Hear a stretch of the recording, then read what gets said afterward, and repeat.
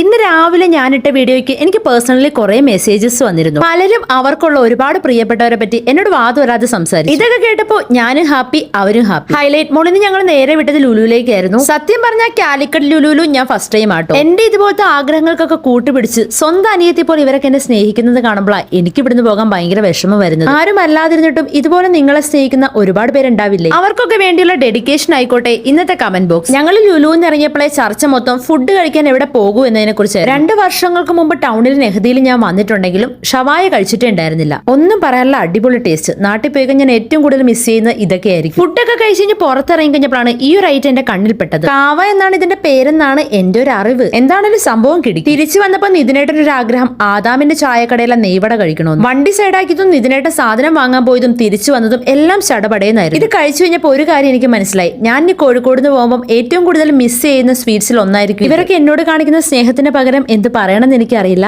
But ഞാൻ നിങ്ങളെല്ലാവരും ഒരുപാട് മിസ് ചെയ്യും.